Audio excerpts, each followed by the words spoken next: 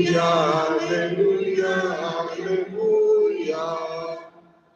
Aleluia.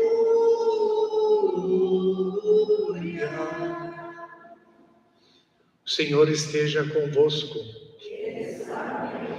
Proclamação do Evangelho de Jesus Cristo segundo São Mateus. Glória a vós, Senhor. Naquele tempo disse Jesus a seus discípulos: Vós ouvistes o que foi dito, olho por olho e dente por dente. Eu, porém, vos digo, não enfrenteis quem é malvado, pelo contrário, se alguém te dá um tapa na face direita, oferece-lhe também a esquerda.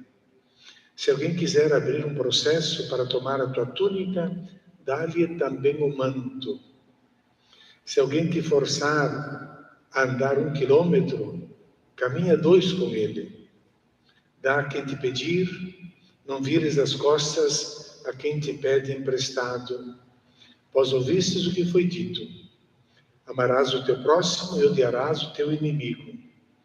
Eu, porém, vos digo: amai os vossos inimigos e rezai por aqueles que vos perseguem. Assim vos tornareis filhos de vosso Pai que está nos céus.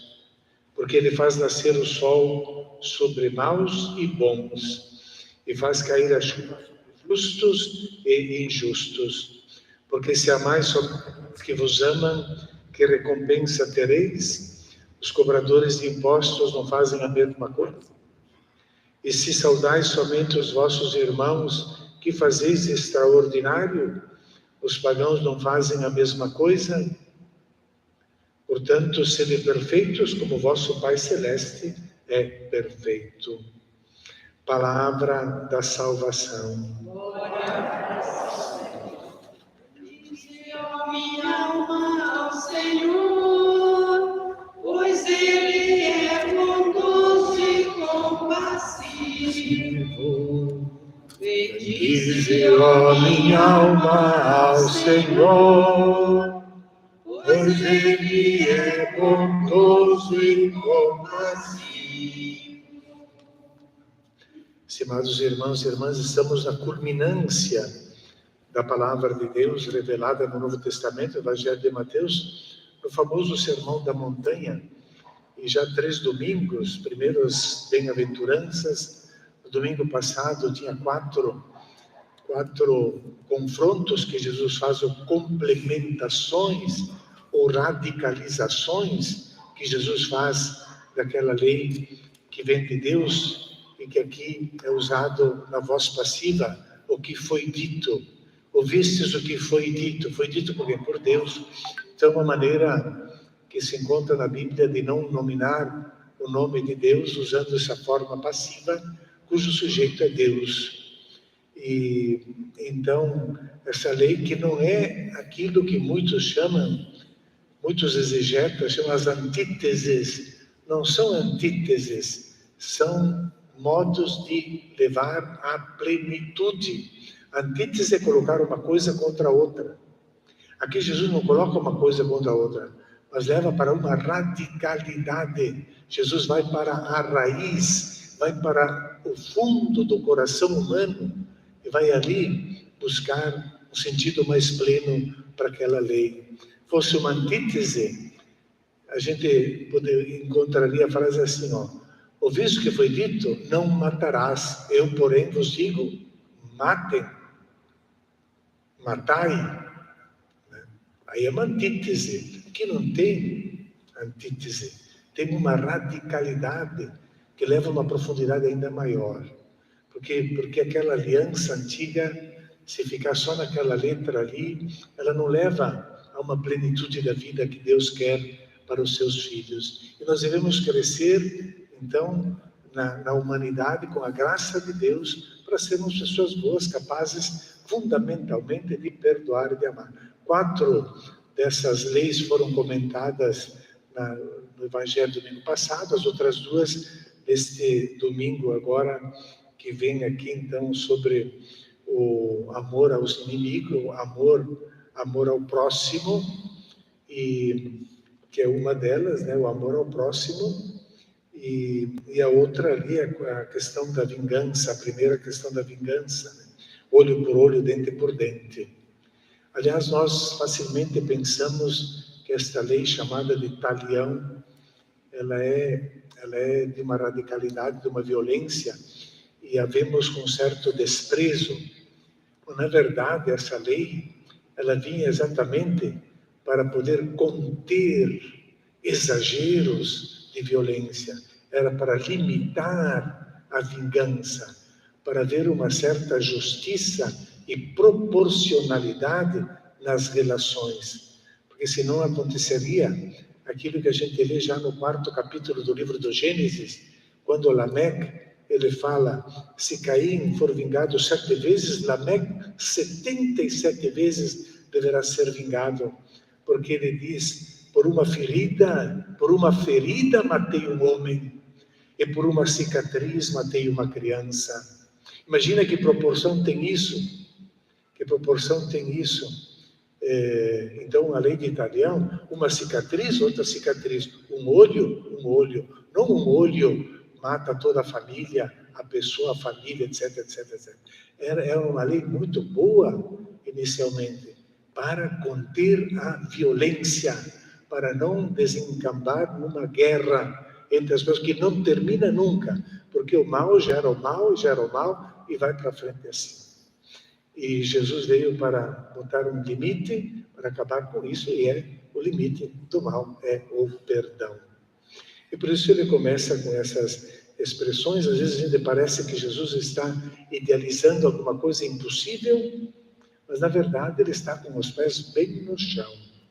Fala de coisas bem concretas. Ele fala de tapa.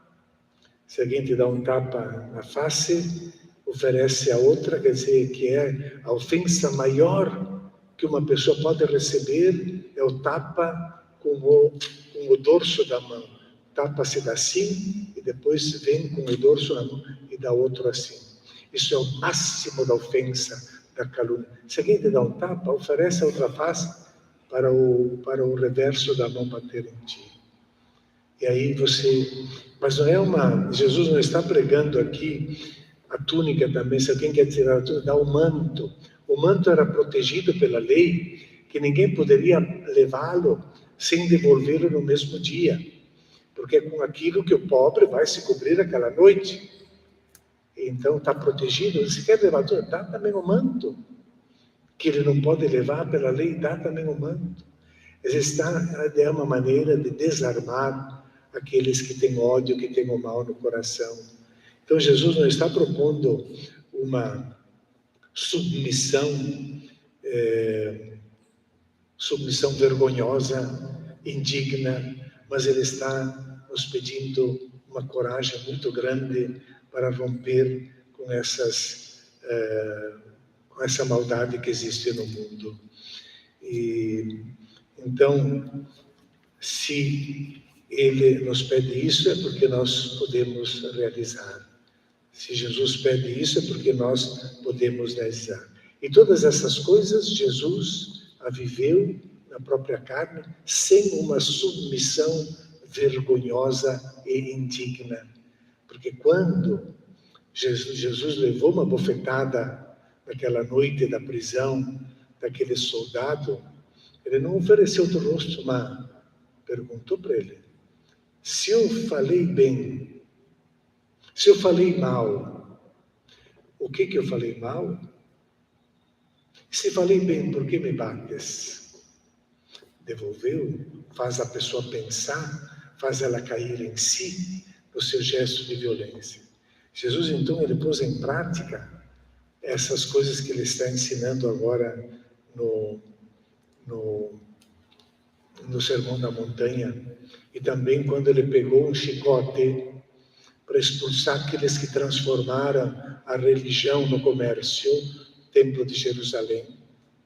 Pegou um chicote, não é uma submissão vergonhosa dos medrosos que deixam acontecer tudo em nome de uma falsa modéstia. Não, ele se indignou, mas ele está pedindo essa grandeza para nós podermos superar com a violência nesse mundo. Então vale a pena para nós colocarmos em prática isso tudo, né? E aquele que é capaz de dar o perdão, ele tem uma grandeza interior muito maior do que aquele que não é capaz. Então, Jesus, ele diz, Deus, a gente tem que ser perfeito como o Pai do céu. E ele faz nascer o sol sobre maus e bons. E vejam que Jesus começa com os maus, faz nascer o sol sobre maus e bons.